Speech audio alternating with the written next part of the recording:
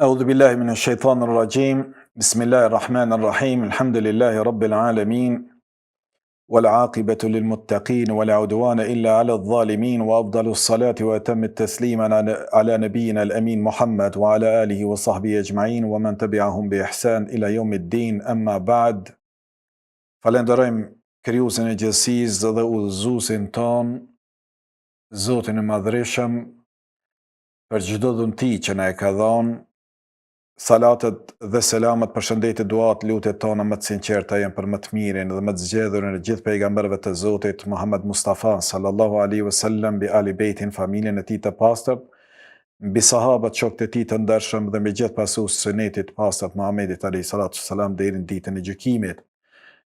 Të nderuar vëllezër dhe motra, në vazhdim e ligjëratave tona për nder të muajit të bekuar të Ramazanit, ku jemi duke u munduar me tregu e vlerën e këtij muajit dhe shëmbëltyrën e vetë Muhamedit alayhi salatu wasalam që ka të bëjë me mënyrën e adhurimit në këtë muaj të bekuar që vije me shumë të mira. Sot inshallah do të ndalemi në disa gjëra të cilat kanë të bëjnë me gjërat që duhet t'i largohet agjeruesi gjatë ditës apo gjatë kohës kur është në adhurim të Zotit të tij, kur abstenon nga ushqimi dhe pijet dhe nga intimiteti i tij bashkëshortor. Islami, përveç që ja ka ndalu muslimanit ushqimin dhe pijen dhe bashkëshortën, Islami po ashtu ka ndalu që edhe sjelljet, fjalët duhet patur kujdes që mos ta dëmtojnë agjerimin tonë.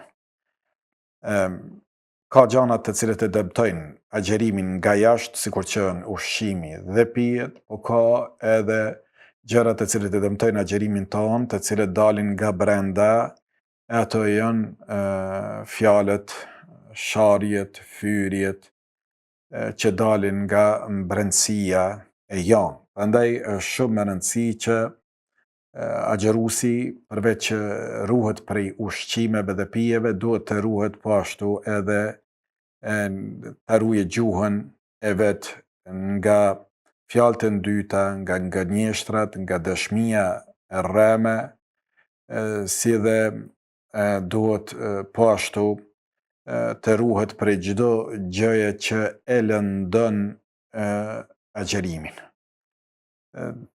Ti nuk guxon, duke qenë i agjerueshëm, me lshu veten në fyrje dhe në sharje me të tjerët. Nuk guxon ti me dëshmu rrejshëm. Për shembull, je i agjerueshëm dhe shkon në një marrëveshje tregtare që dojnë dy veta me bë, edhe të thrasin ty me shku dhe me fol, dhe me tregu se është automjeti në gjendje të rregullt apo nuk është, edhe ti me shku edhe me rrejt të e ditë se nuk ashtu, edhe kjo është e ndalume. Ka thonë Muhamedi alayhi salatu wassalam, agjerimi nuk është vetëm të ndalume prej ngrënies dhe pijes, por është edhe të ndaluar nga fjalët e kota dhe të turpshme. Dhe thot Muhamedi alayhi salatu wassalam, do që doja agjerues të mos arrijë nga agjerimi i tij përveç urisë dhe etjes, për shkak të gjanave që e dëmtojnë agjerimin. Fjala, thot Muhamedi alayhi salatu wassalam, nëse dikush të ofendon me ndonjë fjalë të rëndë, apo e ndin veten të hidhëruar për këtë apo për atë arsye, duhet shumë të kesh kujdes në fjalët që del prej gojës tënde. Prandaj na ka mësuar Muhamedi alayhi salatu wassalam që nëse dikush i ofendon, thuaj unë jam i agjerueshëm. Kjo është përmbajtje. Edhe pse i ke mundësi ndoshta në të njëjtën mënyrë me ja kthy, edhe pse i ke mundësinë e madhe që me reflektu në të njëjtën shkallë të nervozizmit dhe me reagu keq, biles paku me fjalë, mundohu me përmbajt veten se ka mundësi me ti hub të gjitha sevapet. Prandaj tha Muhamedi alayhi salatu wassalam, ka mundësi që agjerimi me talon vetëm urinë dhe etjen, ndërsa privohesh për gjitha shpërblimeve që i sjell me vete agjerimi. Edhe nuk guxon me rrejt, nuk guxon me mashtru, nuk guxon me dëshmu rrejshëm. Njerëzit e ne janë të prirur, për shembull, që nëse e ka një të njafshëm, e ka me dikon që ka shoqërinë, e ka akraballëk, lidhje akraballëkut, lidhje familjare, kur thirret për me dëshmu për një çështje të caktuar, ose rren në dëshmi ose abstenon prej dëshmisë kur e din se fajtor është ky i afërmi i tij, dhe çfarë thot, valla nuk di hiç, mos më përzini. Në Islam je obliguar me u përzi kur e din kur është e vërteta. Unsur akhake dhaliman aw madhluma, thot pejgamberi alayhis salam, ndihmo vllaun tënd zullumçar apo atij që është bë zullumi. Thanë, ja Rasulullah, po e kuptojmë atij që është bë zullumi, që duhet me ndihmu, që është bë e padrejta. Po si me e ndihmu zullumçarin të padrejtin? Tha Muhamedi alayhis salam, në atë mënyrë që e ndalon së vepruari punën e keqe. Ndalë mos bëje punë të keqe. Shti e din se ky do me mashtru dikënd, se ky do me rrejt dikënd, dhe ti shkon edhe dëshmon rrejshëm. E kundërta, kemi raste edhe në përfejesa, kur për shembull dikush të beson edhe pyet për filan çikën e filanit, apo të pyet për djalin e filanit, është të ma kërku vajzën, edhe ti qëtash dëshmon rrejshëm. Ai ty po të pyet. Për obligimet muslimanit ndaj vllaut musliman, ka thënë Muhamedi alayhis salam, është idha stansahahu nasaha. Kur kërkon prej teje këshill, jepja këshillën, po jo me dëshmu rrejshëm. Nëse të ka pyet ç'sh është me moral, ç'sh është me, ti e din se ka qenë totalisht jo e rahatshme, pa moralshme, ose i pa moralshëm, nuk e ka të kalumen e mirë, edhe ti thu alltan është. Djalë ma të mirë, lum ti, qik ma të mirë, lum ti ko kime shti në shpitande. Dhe sa e din që është e vërteta të kundërta. Nëse ty nuk të flen zemra për qikën e filanit apo për djalin e filanit, sikur për e vladin tënd, mos dëshmo rrejshëm. E dëm tënë vllau jam, e dëm tënë agjerimin tënd, për nuk vlen vetë për punën e agjerimit, kjo vlen edhe jashtë agjerimit. Prandaj kujdes gjuhën dhe kujdes fjalët. As mos rrej, e as mos dëshmo rrejshëm, e as mos ushaj, e mos fyj, mos përgojo të qenë i agjerushëm. Të gjitha këto gjona që po i flas e dëmtojnë agjerimin tonë dhe na bëjnë që në fund të ditës, në vend se të shpresojmë se Zoti ynë ka me na shpërbly, ne kemi ngarku veten tonë me gjunahe, me mëkate, dhe nuk na ka mbet asgjë prej sevapeve, përveç se mëkateve që i kem marrë përsipër me përgojimin e tyne, fyrin e tyne, apo dëshmi tona të rrejshme, dhe në këtë formë s'kem përfitu asgjë prej këtyne orëve të gjata gjatë ditës dhe natës, kur kem abstenu prej ushqimeve hatri i agjerimit tonë. Mirë po, përveç që tham, ka gjana të cilat në ndalohen të qenë të agjerushëm, ka gjana edhe të cilat neve në lejohen duke qenë të agjerushëm. Dhe shpeshherë hasim pyetje se çka nëse jem në këtë apo në atë gjendje, nëse më ndodh kjo apo ajo situatë, a ma dëmton mu agjerimin, a duhet me prish agjerimin, apo duhet me vazhdu. Do të mundohemi në pika të shkurta që të flasim në lidhje edhe me këtë temë të ndijshme, në mënyrë që të vetëdijsohemi gjatë muajit të bekuar të Ramazanit, që dim vlerën e agjerimit, dhe të mos kemi frikë se po na dëmtohet ky mund dhe ky ibadet që po e bëjmë enkas për Zotin ton, për Allahun Azza wa Jall. Për shembull, një prej pyetjeve që pyetemi apo është në interes të përgjithshëm është nëse njëri është i martuar, po qoftë edhe beqar, dhe i ndodh që të bëhet në gjendje të gjunullëkut, të papastërtisë për falje të namazit. Njëri ju e dini, nëse vije deri te papastërtia që e ndalon për me fal namaz sikur që është gjunullëku, ky duhet të lahet me gusël të përgjithshëm të trupit. Mirë po, nëse i ndodh që ka pas intimitet bashkëtorë dhe është ra me flajt, nata e gjatë, i lodhur, ka ra me flajt dhe është zgju në kohën kur veç ka hy koha e agjerimit. Ka fillu koha kur duhet me abstenu me ngran edhe me pi, edhe duhet me vazhdu ditën si i agjerushëm. Që është puna e këtij? Dësa ky është në gjendet e gjenabetit ose gjenublëkët. Dietarët kanë thonë, ky person e merr guslin, e bën pastrimin e trupit me ujë, sikur që pastrohet njeri edhe jashtë Ramazanit dhe e vazhdon agjerimin e tij. Qohet e fal namazin e sabat dhe e vazhdon agjerimin e tij.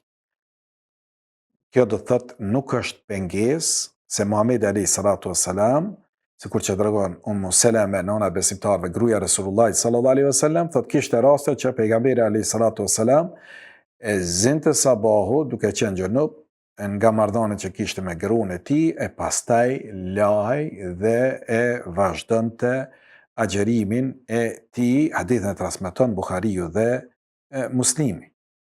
Do thotë kjo gjendje mund mi ndodh personit edhe gjatë ditës, po e zajmë, ka qenë gjatë ditës ka ra me flajt edhe mundet që me u prish abdesti madh edhe me pas nevojë me u la.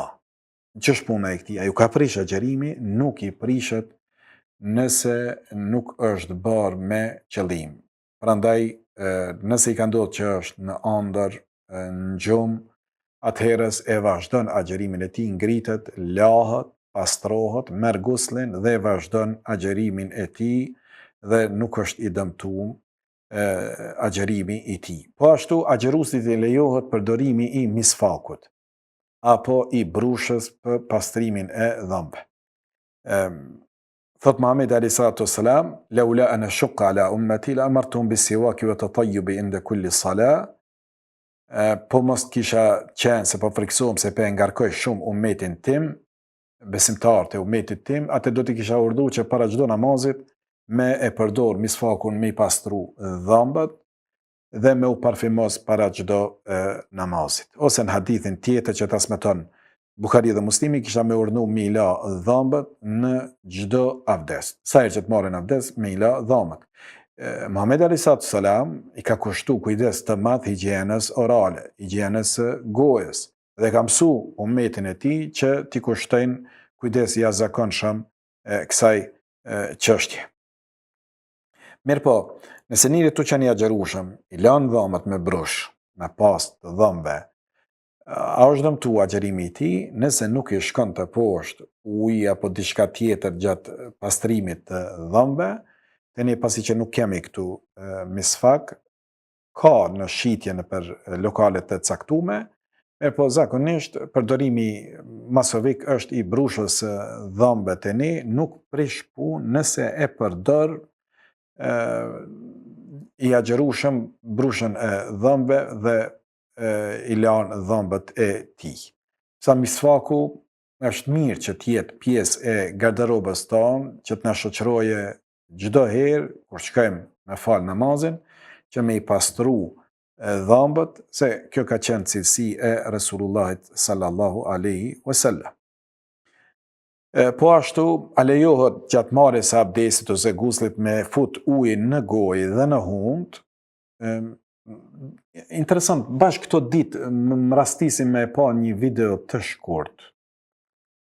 Nuk e di a ishte hoxha apo çka ishte, tash secili kush peshen një kamerë, po ulet edhe po bën gjëra se këshillime fetare. Edhe fliste njëri, i cili nuk i di a ishte hoxha apo jo. Edhe tha, kur je i agjerueshëm, mjafton me çu ujin veç te buzët edhe te hunda. Hiç mos me shti ujin në gojë, edhe mos me shti ujin në hund. Subhanallah. Kjo tregon ignorancën e individëve të caktuar, të cilët edhe për shkak se nuk dinë, flasin pa dije. Dhe se Allahu Teala thot, dhe ti mos fol për gjërat në të cilin nuk ke dije për atë çështje. Nisa më është ndaluar me fol çështjet e fesë pa dije.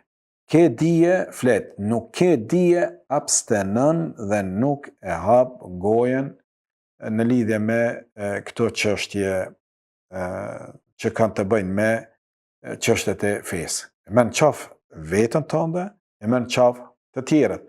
Prandaj ka thënë pejgamberi alayhis salam kur ka folur për shëhet e kiametit, ka thënë do të vijë një kohë në të cilën Zoti ka më ngrit dietarët e mirëfillt të Kuranit dhe të Sunetit pasur Muhammed Mustafa sallallahu alaihi wasallam, dhe kur nuk mbesin dietarë të mirëfillt, njerëzit do të marrin për dietarë njerëz gjahila, ignoranta, fejesteftune fejuftun. Kanë më lyp aty në fetfa, e ata kanë më dhënë fetfa. Kanë më lyp një mendim, një verdikt për një çështje të caktuar fetare, e ai përkundër asaj që nuk ka dije, ai ka më dhënë fetfa pa dije. Pse se e kanë marrë në atë pozitë që ti hoxha jonë dhe na kërkojmë prej teje që ti të na jep fetfa. Edhe ky, për shembull, për shkak pozitës që ka në xhamat, për frikës se po ja prisha qefin këtyne ta mujnë me më përzon mu, edhe unë jam i varur kryek put prej këtyne, atë shka bën, po e zojmë, nëse është për jashta të mërgjimtar tonë, edhe nëse është një institucionin tonë fetar. Përkundër asaj që e din meselen, çish është ky shket dispozitat e fesë për shkak të një interesit të ngushtë. Po e zojmë, po e vrej të mërgjimtarët, se paguhet prej tyne, shkon edhe jo bën halal kamatën. Bën me ble shtëpi me kredi bankare ku ka kamat, bën me ble makinë kerr me ble me kamat, bën pse se shumica pe lypin ashtu. Valla, hoxha nuk është cyllagji i darsmës, e ti me e pagu, e ai me taknu kongën se ti e ke pagu, edhe ai duhet për hatër të xhamatit me fol.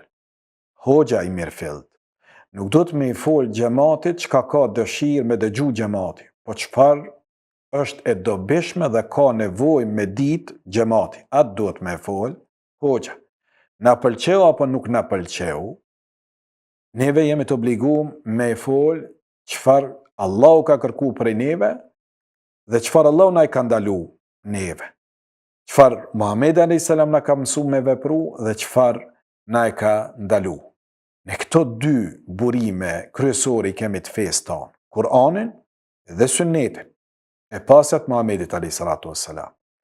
Nëse dojmë me nxjerr një verdikt, duhet me shqyrtu sa është në përputhje me urnat e Allahut, dalesat e tija, apo urdhat dhe dalesat që kanë nga ana e Muhamedit alayhis salam. Në anën tjetër gjën edhe tek ne, njerëz të cilët e marrin shallin në kokë, dhe për shkak se janë të kujdesum për institucionet fetare, që janë duke punu tek ne, shkon 7-ën, 14-ën, shkon lexon Kur'an në për vërreza, shkon e bën tallkinin, shkon në për feston ditë të caktume, se institucioni ja ka kërku, e ndoshta është barci titujve të lartë akademik, është magjistër, është doktor, është njës i mirë i çështjeve të dijes fetare, mirë po hatri i pozitës, hatri që mos dëbohet prej vendit të punës, apo të mos kritikohet nga institucioni ku punon, apo nga xhamati ku është mesin e tyne, i shkel dispozitat e fesë. Kjo është ndaluar në Islam. Me fol pa dije në Islam është e ndaluar. E më e keqe se kjo është me ditë një send e ti me ndryshu realitetin e atij sendit. E din që është haram, thot halal. E din që është bidat, thot sunet. E din që është sunet, edhe e len, nuk e vepron, apo edhe e kundërshton në raste edhe më të këqija, e kundërshton përkundër asaj që e din që është sunet i Muhamedit alayhis salam. Ne kem frikë Allahun Teala kur të flasim fjalë, të punojmë vepra, a është në përputhje mas pari me shiqu, a jemi të sinqertë në këtë me Zotin tonë, dhe të me ditë se Zoti është të pa, edhe Zoti është të llogarit. Prandaj mundohem me fitu kënaqësinë e Zotit. Në ne je i sinqert me Zotin, nën 2 jetën përputhje me urdhrin e Zotit. Nëse është përputhje me Kur'anin me Sunetin, fole dhe veproje. Por nëse është kundërshtim, as mos e fol, as mos e vepro, se duhet të veprohet një ndalesë e tillë, përkundrazi sqaroja vetës tënde, familjes tënde, të afërmit tu dhe xhamatit në përgjithësi, muslimanëve në përgjithësi, se urdhni i Zotit tonë është kështu, ndalesa është kështu. Na pëlqeu s'na pëlqeu, ne nuk e kemi fen tonën private, por është shpallje hynore, qiellore nga Zoti ynë dhe jemi të obliguar me transmetu ashtu si Zoti ynë ka kërkuar prej neve. Kem frikë secili prej neve se çfarë po flasim, si po e flasim dhe a jemi duke e fitu kënaqësinë e Zotit apo jemi duke e fitu hidhrimin e Allahu Teala, Allah i na ruaj. Prandaj nuk bën me fol se në padije. Sikur që e ceka edhe në fillim që qohet ai një hoqë që e pash në turqisht, edhe thot lejohet në Ramazan vetëm me afru të buzët edhe të hunda ujin, po jo me hap me shti ujin në gojë apo në hund. Për shembull Muhamedi alayhis salam kur i ka mësuar me marr abdest thot dhe shti mirë ujin në hund vetëm nëse je i agjërushëm. Mos e tepro me shti fell ujin. Dhe sa me marr abdestin, e merr abdestin se pejgamberi alayhis salam ka marr abdest të qenë agjërushëm, sahabët kanë marrë abdest të qenë agjërushëm, edhe është normale me fut edhe në gojë, edhe në hund me fut ujin, po me pas kujdes që mos më nashku në fyt apo nëpërmjet gabrave të hundës, mos më nashku te poshtë ujë. Për gjanave që lejohet të qenë agjërushëm është përqafimi i gruas tënde apo i burrit tënd, edhe në raste më të veçanta ndoshta edhe sikur që ndodh për shembull njëri e puth nonën e vet në ballë, në faqe, motrën e vet, tezën, hallën apo edhe bashkëshortën e tij, tu qenë i agjërushëm, është e lejuame, por ka sqarim pak më të gjatë në lidhje me këtë çështje për punën e dallimit në moshë, mes një njerit pak i cili është më i moshuar dhe një njeri që është më i ri. Për shembull Muhamedi alayhis salam, tregon Aisha radhiyallahu anha, thot e puthte gruan e tij duke qenë i agjërushëm, e përqafonte atë duke qenë i agjërushëm, mirë po ai ishte më i përmbajtur se ju në epshet e tija. Për shembull tregon Abdullah ibn Amr ibn al-As, thot ishim me pejgamberin alayhis salam në një mexhlis, aty erdhi një djalë i ri dhe e pyeti Resulullahin sallallahu alaihi wasallam, tha: "Ja Rasulullah, am lejohet me puth gruan duke qenë i agjërushëm?" Muhamedi alayhis salam i tha: "Jo." Shkurt. Jo. Pastaj erdhi një që ishte i moshuar dhe e pyeti pejgamberin alayhis salam, am lejohet me puth gruan të qenë i agjërushëm? Muhamedi alayhis salam i tha, po. Tregon sahabia thot, ne fillon me shiqur një tjetër me habi. Si ndodhi që me një mexhlis, me një ndej të vinin dy persona të ndryshëm të njëjtën pyetje parashtruan, njëri ja ndaloi tjetrit, ja lejoj. Atëherë i tha Muhamedi alayhis salam, i moshuari e sundon veten. Prandaj ka thonë dietarët, secili do të me vlerësu veten e vet. Nëse e kap grup për qafe, po e zan, do me shku në xhami, edhe po përshëndetet, ose do me dalë në rrugë, është i agjërushëm, le ta vlerësoj veten e vet. A është i përmbajtshëm apo nuk është i përmbajtshëm? Nëse përmbahet vetëm një përqafim dhe një puthje mekanike të thjesht me bashkëshortën e vet, atëri lejohet, po për ndryshe nëse kjo mund me qu në gjana tjera, atëherës i ndalohet, prandaj secili është fetfagji i vetës së vet dhe do të mja ditë hallin vetës së tij. Lejohet me bë analizat të gjakut duke qenë i agjërushëm, e kanë leju dietarët me bë analizat të gjakut, për arsye se Muhamedi alayhis salam ka bë hijame duke qenë i agjërushëm. Hadithin e gjejmë tek Buhariu.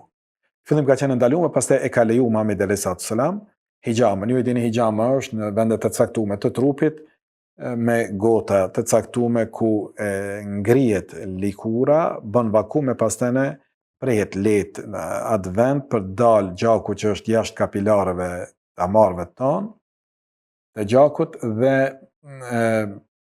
ajo që është e dëmshme për trupin tonë është për syneteve të forta që me bë hijamën. Muhamedi alayhis salam thotë natën e Miraxhit shihja grupe të ndryshme të melekëve dhe grupe më porositë ummetin tonë ja Muhammed me shërim të shërohen me hijame.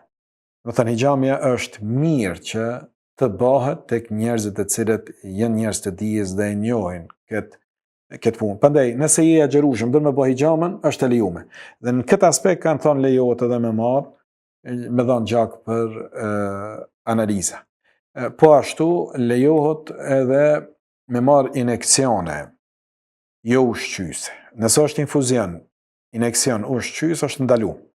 Por nëse janë injeksione për shëndetin tonë, për shembull është me insulin, ka vendos me agjeru, ose ka kokë dhimbje, ose merr injeksion për reumatizëm, apo lloje tjera të injeksioneve që janë kundër infeksioneve të ndryshme, a lejohet me marrë në trup, lejohet, po thash me kusht që të mos jetë infuzion apo ushqime për trupin, që e përforcojnë trupin. Dërsa nëse janë ilaçe që jepen në formë të injeksioneve, atëherë një gjë e tillë është e lejuar. Të provumit e ushqimit, po ashtu është për gjanave që i ka leju Islami. Për shembull, Ibn Abbas radhiyallahu anhu thotë nuk ka problem për agjeruesin nëse shijon uthullën apo diçka tjetër, por pa e fut deri në fyt. Vëzojmë nënat tona, gratë tona, motrat tona gjatë bërjes ushqimit për iftar, për familjarët e vet, do me provu krypen, do me provu shijen e gjellës, mundet me majt e gjuhës, me provu, me shiu, por me e gjuhit pa e qu të poshtë, me të shku ato ushqime në fyt poshtë. Po ashtu lejohet me përdor pika të ilaçit për sy. Sa më ka me qitë pika të synit, edhe nëse depërton nëpërmjet damarëve dhe vjen deri në fyt, lejohet me i përdor pikat për sy dhe nuk janë prej gjanave që e dëmtojnë agjerimin tonë. A lejohet me bë banjo duke qenë i agjerueshëm? Lejohet me hy në banjo, me bë tush, me la trupin e vet, po edhe për jashtë nëse është dhapë e madhe, dën me la fytyrë, me la kokën, lejohet se e kanë vepru një gjë të tillë edhe sahabët, po edhe vetë pejgamberi alayhi salatu wassalam tregon në hadith që e kanë pa Resulullah sallallahu alaihi wasallam duke hedh ujë mbi trupin e tij duke qenë i agjerueshëm. Po ashtu, nëse jemi të agjerueshëm, jemi udhëtar, a lejohet me e prish për udhëtarin agjerimi? Lejohet me e prish për udhëtarin agjerimi. Pa ma parasysh, a udhëton me aeroplan, a udhëton me autobus, a udhëton me makinë, nëse është udhëtim që i lejohet ati shkurtimi i namazit, i lejohet ati edhe prishja e agjerimit. Dhe thotë Allahu Teala, kush është për juve, faman kana minkum maridan aw ala safar fa iddatun min ayamin ukhra. Kush është për juve i smund apo është rrugtar, atë rekompenzoni me një ditë tjetër. Prandaj udhëtarin Allahu Teala e ka leju. Kur është pyet pejgamberi alayhi salatu wassalam prej Hamza ibn Amr al-Aslami, i cili ishte prej sahabeve që agjeronte shumë, tha ja Rasulullah, atë agjeroj kur të jem në udhtim? Tha pejgamberi alayhi salatu wassalam, nëse dën agjeron, nëse dën e qel, mos agjero. Njëri do thotë është i lirë me vendos për veten e vet. A don të jetë i agjerueshëm gjatë rrugtimit të tij apo don me e prish agjerimin e tij? Thot Enes ibn Malik, isha duke udhëtuar me pejgamberin alayhi salatu wassalam duke qenë të agjerueshëm gjatë Ramazanit, thot ata që agjeronin nuk i fajsonin ata që nuk ishin të agjerueshëm në atë rrugë, po edhe këta që nuk ishin të agjerueshëm nuk i fajsonin ata të cilët kishin vendos mos me e prish agjerimin e tyne dhe ishin të agjerueshëm. Prandaj njerëzit mund me qenë me një makinë, dikush është i agjerueshëm, dikush nuk është i agjerueshëm, asnjë në palë, mos ta fajsoje mos ta etiketoje me ndoj term fyz që e rëndon ndjenjat e vllaut të tij. Do thot njerëzit janë të lirë në këtë çështje të punës së agjerimit. Me po dietar kanë thonë, këtë varet prej rrugtimit dhe prej personit. Nëse është rrugtim që e mundon, po e zamë është të shku në rrugtim të gjatë me autobus dhe e mundon, ky vendos. Nëse e sheh se po e mundon rruga, le ta prishë. Nëse e sheh se është i fortë dhe s'po don mas Ramazanit me bë kompenzim, po don me kry se s'është i pengu, do të thonë Prizren, Prishtinë apo vendet tjera, a e lejume, është e lejume, se thot pejgamberi alayhis salam, Allahu e don robin kur i shfrytëzon lehtësimin që ai jep robit ti, ashtu sikur që i urren robi me bë mëkate kashi ti. Allah ta ka lehtësu, shfrytëzo lehtësimin që ta ka dhënë Allahu Teala dhe inshallah e ke shpërblimin për këtë punë. Po ashtu i smunti e ka të drejtën me e prish agjerimin. Nëse është i smund dhe familjarët e vet e dinë se nuk është mirë dhe po shihet smunja që ka kokëdhimbje të madhe apo maramendje apo po i vjen me vjell, të gjitha këto janë prej shkaktarëve që e lejojnë personin në fjalë që me e prish agjerimin e tij dhe me e kompenzu me një ditë pas Ramazanit. Por tash mos ta keq përdorë dikush me thonë, valla diçka s'jem mirë, po më dhem ka pak kryt, ti je doktor për veten tënde. Ti e din se a është dhimbja e tillë, smunja e tillë që po detyron ty me e prish. Po ashtu menstruacionet, periudat të thot mujore, ciklit mujor që i kanë femrat, apo lehonia, këto janë prej gjanave që e prishin agjerimin. Nuk lejohet femna e cila i vin përmushme të saj që me vazhdu agjerimin e saj. Përkundrazi i prishet dhe i zaventson ato ditë me ditë tjera. Apo duke qenë agjerueshme, ka deri te lindja, ajo ditë i prishet dhe e zaventson me një ditë tjetër. Po ashtu pleqt, burr apo grua, plaku apo plaka, kur janë në moshë shumë të shtymë dhe i mundon jashtëzakonisht shumë agjerimi, janë të plogësht, janë të lodhën, duhet të përdorin hapa apo ushqime, infuzionesh të ndryshme që me forcu trupin e tyre, lejohet këta që mos me agjeru muajin e bekum të Ramazanit dhe me pagu fidje, kompenzimin duke ushqyer një nevojtar apo një të varfër me një shujt ditore normale, sikur që ngihet një person për çdo ditë që e ka prish të agjerimit. A mundet me qenë tër muaji i Ramazanit? Mundet me qenë. Nëse është në si gjendje të rënduar, të plogështisë, plaku apo plaka, lejohet që të Ramazanin me pagu fidjet dhe me vazhdu jetën e vet sado të lodhën që e ka.